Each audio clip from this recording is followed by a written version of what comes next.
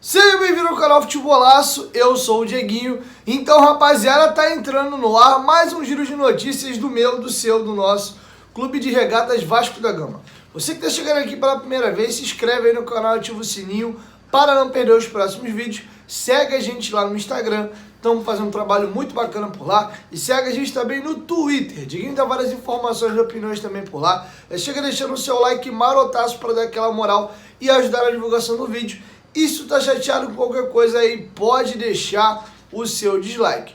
Bom, rapaziada, a parada é a seguinte: acabou agora a 31ª rodada, restam apenas 7 jogos e a situação tá mais delicada do que antes dessa rodada iniciar. O Vasco, findado a rodada, caiu 2 posições na tabela, era o 15º e agora volta à zona de rebaixamento. Já que às 7 horas da noite, o Fortaleza venceu por 2-0 o Santos. O Santos teve até uma penalidade a seu favor, enquanto a partida estava 0-0, mas o goleiro Felipe Alves catou a penalidade máxima para o time do Santos. O Santos foi a campo com seu time reserva e acabou perdendo essa partida. Com o resultado, o Fortaleza deixou a zona de rebaixamento, pegou o elevador e é o 14º colocado. Aproveitando, vou até dizer para vocês já aqui a minha opinião. Restando 7 rodadas, para mim,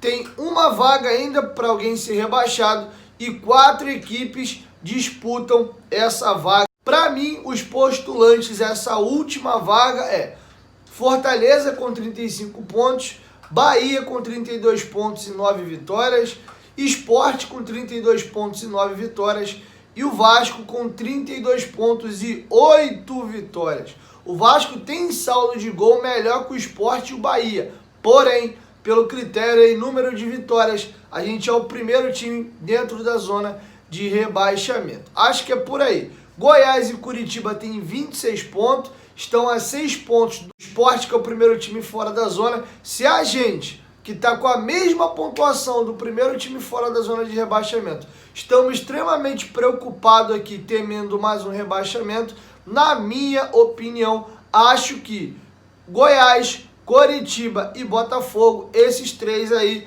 já estão rebaixados. Só uma arrancada espetacular, esses times aí saírem ganhando a torta e direito, algo que é muito difícil, né? Já que até aqui, em 31 jogos disputados, eles quase não conseguiram vencer. O Botafogo, se eu não me engano, tem 4 vitórias no campeonato inteiro.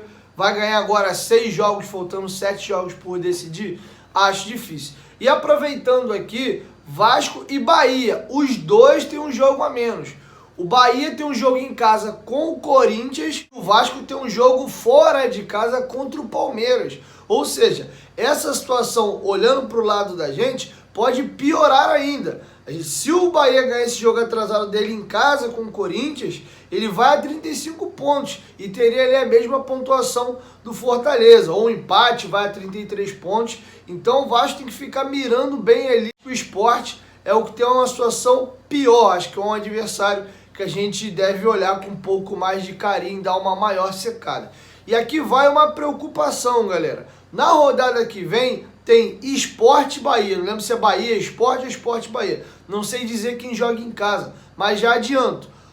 Ou as duas equipes vão pontuar, se o jogo for empate, e ambos vão a 33 pontos, ou um dos dois vai vencer. Ou seja, de qualquer jeito, pelo menos uma das duas equipes, ou até as duas, vão pontuar na próxima rodada. E como essas duas equipes têm 32 pontos, caso elas pontuem e o Vasco empate contra o Atlético Mineiro, mais uma rodada a gente vai continuar na zona de rebaixamento num eventual empate entre essas duas equipes. Então o Vasco entra extremamente pressionado para poder vencer o seu jogo contra o Atlético Mineiro, e o Atlético Mineiro está aí, tentando ser campeão brasileiro, título esse que só ganhou uma única vez, em 1971. Então contar que o Vasco vai sair da zona de rebaixamento na próxima rodada é bem complexo. A situação no término da 32ª rodada, em caso de uma derrota do Vasco, vai ficar ainda mais grave e com menos jogos a serem disputados. E o Fortaleza vai jogar fora de casa contra o Atlético Goianiense. É um jogo que dá perfeitamente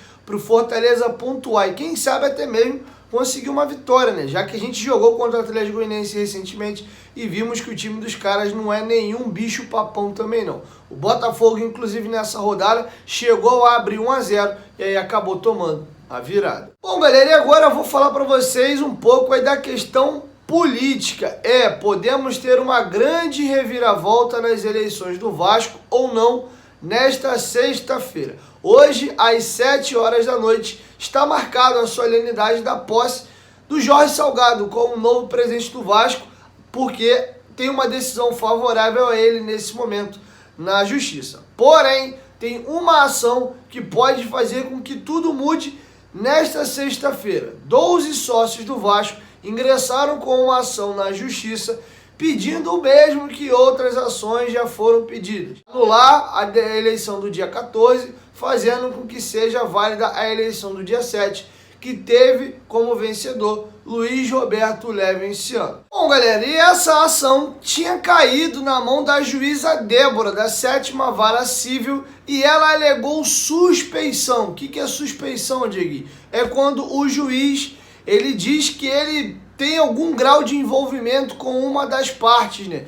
Então ela se colocou na condição de, olha, eu sou suspeita a julgar o caso, então vou me retirar. E o processo foi passado para frente e caiu na mão do juiz Paulo Roberto Correia. Inclusive o companheiro Lucas Pedrosa fez uma apuração e, segundo ele, vou colocar para vocês na tela, esse juiz é sócio do Vasco e votou nas últimas eleições, inclusive já participou de outras solenidades do clube, como por exemplo a solenidade de 2019 com Eurico Miranda. Segundo a apuração do companheiro Lucas Pedrosa, esse mesmo juiz também deveria se colocar na situação, alegando suspeição e passar o caso à frente. Até o presente momento, o juiz não alegou suspeição e ele pode dar a sua decisão a qualquer momento. Bom, e o juiz ainda não podia dar a sua decisão porque durante o processo o próprio Vasco entrou com um pedido de impugnação. Dentro desse pedido de impugnação,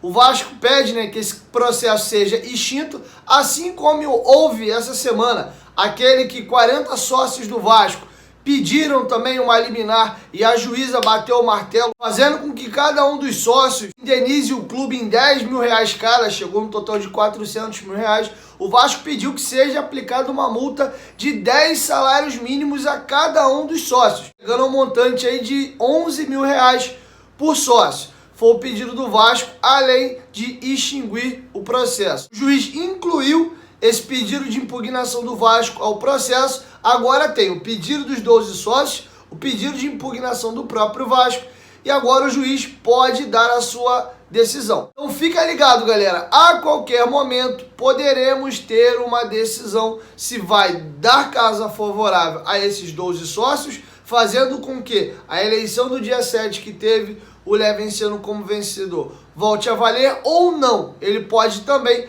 acatar o pedido do Vasco e extinguir esse processo. Lembrando que hoje, né, sexta-feira, às 19 horas da noite, está marcado a solenidade de posse de Jorge Salgado. E deixa eu abrir um parêntese aqui, só uma curiosidade, botar uma pimentinha, é só uma brincadeira mesmo, tá, galera? A gente viu, durante esse processo eleitoral do Vasco, decisões na justiça saindo no momento que alguém estava comemorando a sua vitória. O Levenciano vinha vencendo a eleição do dia 7 e na reta final da eleição vem aquela liminar que pede que suspendesse ali a eleição ou os efeitos da eleição. Até hoje tem essa discussão. E na eleição do dia 14, o Jorge Salgado tinha acabado de saber o resultado, que era o vencedor, e na hora que eles iam começar a comemorar, saiu a decisão de uma liminar favorável ao Levenciano, fazendo voltar a eleição do dia 7. Hoje está marcado a posse do Jorge Salgado. E a pimentinha que eu jogo é a seguinte: será que hoje teremos uma vitória pela primeira vez dada ao Levenciano? Porque desde o dia 17 para cá todas as decisões foram favoráveis ao Jorge Salgado, só nos resta a aguardar. Pode ser que a decisão nem saia hoje, pode ser que saia no sábado, mas como tem a posse marcada para as 7 horas da noite, acredito eu que o próprio juiz vai dar uma acelerada no processo. Só nos resta agora aguardar e vamos ver qual vai ser a decisão tomada pelo juiz. É isso, rapaziada. Me despeço por aqui. Se chegou até aqui no vídeo e gostou, deixa o seu like. Se não gostou, pode deixar o seu dislike também. E se inscreve aí no canal. Estamos pertinho da marca de 176 mil vascaínos. E a sua inscrição aqui é muito bem-vinda. Porque quanto mais gente aqui, mais força a gente ganha para ajudar o nosso Vascão. Beleza? 1, 2, 3. Futebolaço. Tamo junto, família. Eu, a qualquer momento, digo em volta. Vasco, tamo junto. Valeu. Fui!